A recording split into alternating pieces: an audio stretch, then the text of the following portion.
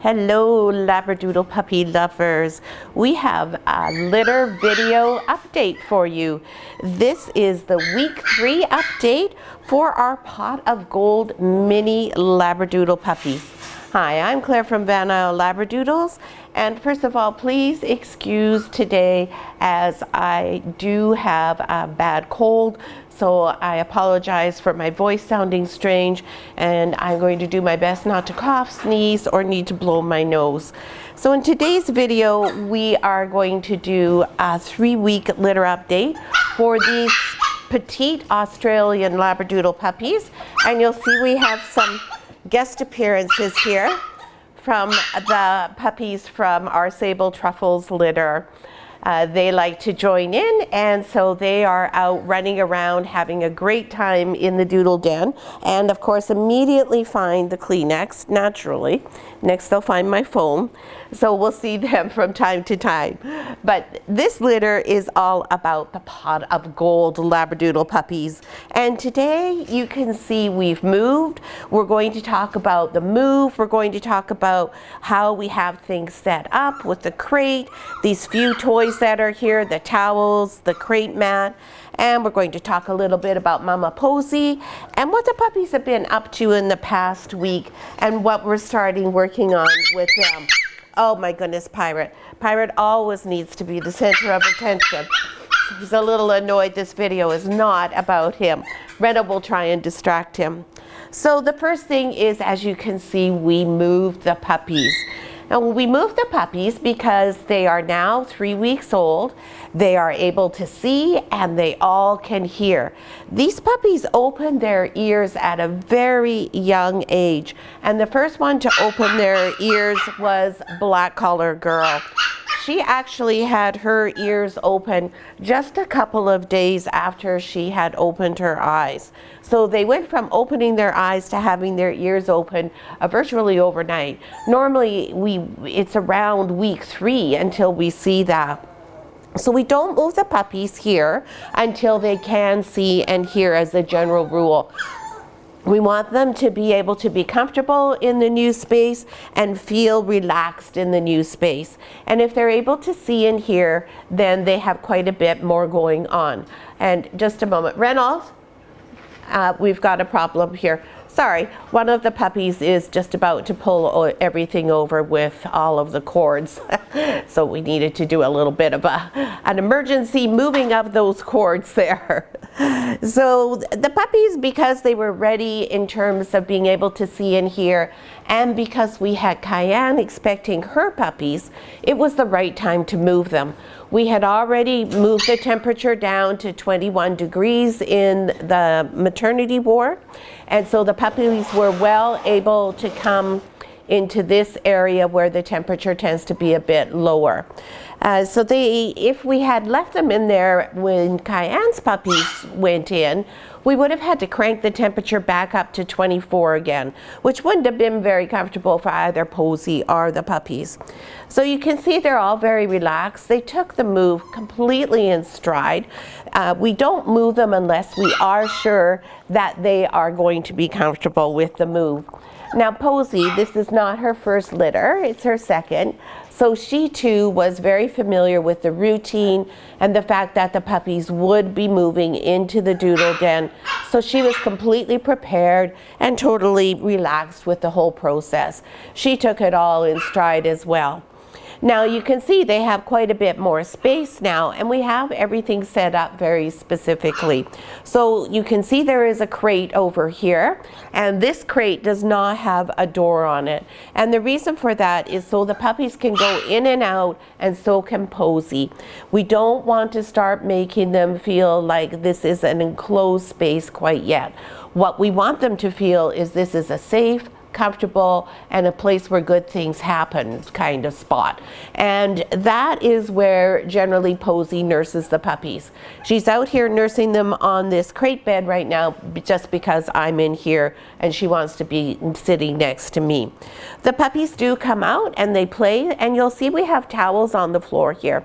So the reason there's towels on top of the pee pads, it seems a little counterintuitive to have them on top of the pee pads, but it's because the pee pads are a bit slippery and it's difficult for the young puppies to get good purchase on there. So we don't want them straining their hip joints or feeling that they're not able to stand up and their legs are going out from underneath them.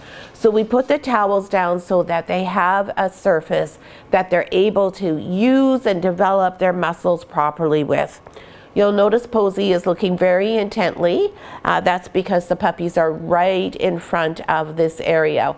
They're not usually so close to her puppy, so she's being very mindful and making sure that everything is safe. Of course, we have everything closed off and secure. They can't access here, but as a dog, Posey's not aware of those constraints. Right, sweetheart? Yeah, go. So that is the reason for the towels.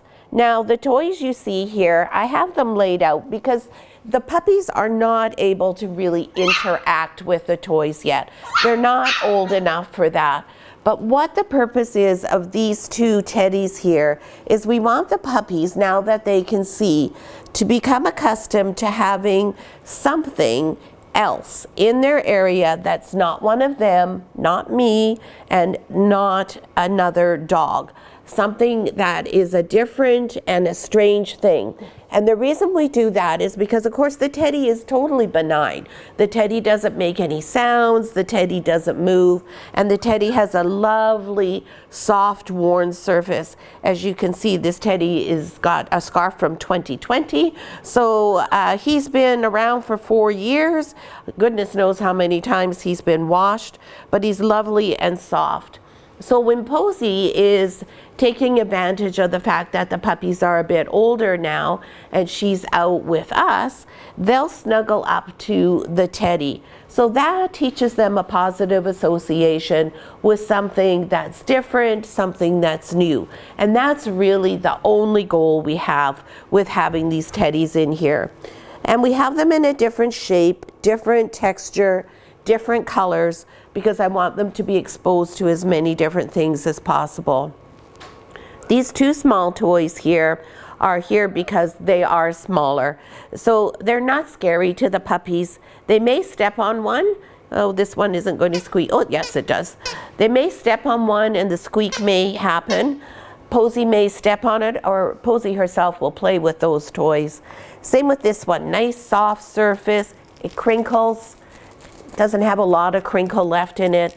And intentionally, I am choosing toys that have been washed multiple times because I don't want any of the things that they do to be over the top. I want them to be very subtle, very, very gentle, so they don't overwhelm the puppies and scare them. The idea is not to scare them. Now, this is step one of desensitization, where what we're doing is introducing new things, and we're introducing them so they're positives. That is your number one thing to remember and the big key for socialization with your puppy. Lots of times you'll hear people say, or you might read, oh yeah, you got to expose your puppy to 100 different things in the first 100 days, or some other statement that's similar to that. And not even that long ago, that is what we believed was the best way to desensitize and socialize your puppy. Now that we've spent more time studying dogs and understand how they think and how they feel a bit better, we realize that that's not the best approach. What we want to do is look at each puppy individually, work with that puppy and what their threshold is, and introduce things in a positive way. So right now, soft, gentle, quiet, something new, but very innocuous, just part of their lives, not upsetting them at all, just getting them recognizing that there'll be new and different things welcoming in, that they can welcome into their world, and that they'll all be good, positive things. No harm will come to them, nothing bad will happen. And that's all I really am trying to accomplish at the moment. Now you see over here we have this little dragon, and he's wrapped through the bars here of the X-Pen. Now he's here more just so that they accidentally are going to run into him. Thank you for the kisses, Posy. You're lovely. I love you too. You're the best girl. So what I've got this set up here for is, excuse me, is so the puppies are just going to be walking by in this general vicinity, and this will move. Or they'll step on top of this area here, and you'll see it's got these big knobby things. And they'll feel something different on their feet. They'll smell something different. It might move when they don't expect it to. Now, Posy's a very playful girl, and she really enjoys toys. So it's also entirely likely that she'll take the dragon and she'll play with him as well. And the puppies will, of course, be observing her doing that. So that's one of the ways that moms teach their puppies things, right? Are you a good teacher? So that's what the puppies are doing now that they've moved. Now, the other things that are happening are all happening virtually by osmosis. You heard Pirate, you heard the other dogs. They see the puppies. The older puppies are loose running around. They have toys that make a lot more noise. They have an electronic keyboard that they can walk over. So these puppies will hear those sounds. We have the playlists going, so they have been exposed to lots of NFL football. It's getting to be the NFL playoffs, so there's a lot of football on right now. And of course, over the holidays, there are even more football games. Lots of hockey, the World Juniors are on. So they are watching or listening to a lot of sports. And those are great. When you have sporting activities in the background, there's always constant chatter from the commentators, and the commentators get excited. So let's say we're watching hockey, they're going to go, oh, there goes Celebrini in, and he's got the puck, and oh, he shoots, he scores, and everybody yells and yay and cheers, and isn't this all great? So we have it at a volume where it's not, overwhelming, of course, to them, but it's in the background. So they become more and more desensitized to rising and falling volume levels, and people being excited, whistles blowing in various sporting events. They're great for desensitizing puppies and getting them just used to just noise in the background and not being disturbed by that. Now, of course, also in our doodle den, this is where we feed all of our adult dogs. At the moment, including the mums that we have 8 adult dogs here. Lots of traffic back and forth with the adults. They come in, they are fed. Some adults are being fed 3 times a day, some twice a day. The puppies are fed 3 times a day, not these ones yet. So there's lots of people in and out and hustle and bustle all the time. And those are all just fantastic, natural desensitizations for the puppy. And then the other bonus, and the reason why we do not raise our puppies in our kitchen or in our family room or in our bedroom once they're this age, is because we can close the door and it will be quiet in here. And that is equally as important as having your puppy in the midst of family life. You can see they're conked out entirely. They're still mostly sleeping. And it's very important that they are able to rest completely, feel secure, relaxed enough. Here, can you move over a bit? Thanks. So that they can have this complete rest. And that is why we have them here. So that we can close the door, we can shut everything down, we can bring the whole level of stimulation from up here to the maximum, right down to pretty much 0. It's also important for Posy. Posy needs to be able to feel safe and secure and away from interruptions when she's nursing her babies or when she's just cuddled up with them. So that's why we want to make sure that we have an area that is very specifically designed for the puppies and not in the midst of our regular home. That is something that you see a lot of hobby breeders doing. Sometimes people will comment and say, oh, isn't this great? Our puppies are raised in our kitchen. And yes, there's advantages to that, but personally, I disagree with that vehemently. The puppies need their own place. They need to have all of their interactions, all of the stimulation they experience very much controlled. So that's sort of everything in a nutshell for where we're at right now. Nobody's eating solid food yet. They are not ready to do that. They don't have teeth. And also Posey has made it quite clear she's not in the least bit interested in weaning the puppies yet. So she's still eating really well. She's still eating about 4.5 times as much as she normally would. And she's very happy nursing them. She's not asking to be removed from them. And we let our mamas tell us and guide us when it comes to weaning their puppies. We may sometimes step in and give them a little nudge one way or the other, but generally speaking, we let our moms tell us what is the best thing for them and their puppies. And each girl is individual. Each time she has puppies, it will be different. The first time they don't like to wean their puppies at all. By their third litter, they pretty much decide after about 2 weeks, okay, this is good. Maybe it's time for weaning them.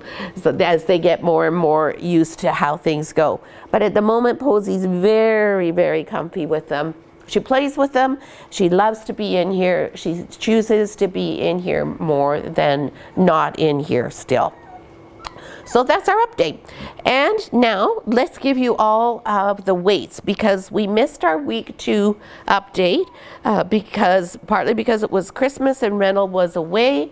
So I didn't have a cameraman, and partly because when he came back, both of us were very ill. So thankfully now we're well enough that we can get back into our normal routine. Yeah, I know, Posey, I know you want me to just talk about you, not the puppies. But I want to show everybody your beautiful babies now. Yeah, we're going to show the beautiful babies now, okay? So I'm just going to put you over here, just like that. Thank you. And you can help me. So our firstborn in this litter is Pink Collar Girl, and she's right here. You probably can't see her because Posey's probably in the way. Pink Collar Girl is our pretty ebony phantom girl, and Posey's going to make sure that she gets her head in there because Posey's a bit like Pirate, wants to be the star. Pink Collar Girl is now 980 grams, and you can hear her there. She's talking to Posey saying, oh, is there some more to eat? That would be wonderful. Just the sweetest little thing. Next after her is Red Collar Girl. The Red Collar Girl is our mini Posey. She is a complete clone of Posey. She has almost identical markings, just a little bit less white than Posey does. Such a pretty little thing. She's just got the most gentle face. And Red Collar Girl is our smallest puppy in the litter, and she is 830 grams. She's doing fabulously, though. Just because she's the smallest doesn't mean she's gaining weight as she should, because she is. They're all gaining weight beautifully. Next is Black Collar Girl.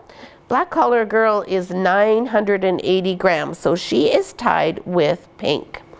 And Black Collar Girl is our gorgeous Caramel Extreme Party. Hello, baby. Now that she has her eyes open, you can really appreciate. I just love how she has the big patch here on this side and the solid ear here, and then the reverse going on this way. Very cute. She's a little bit of a mover and a shaker, as you can see. And as I said, 980 grams.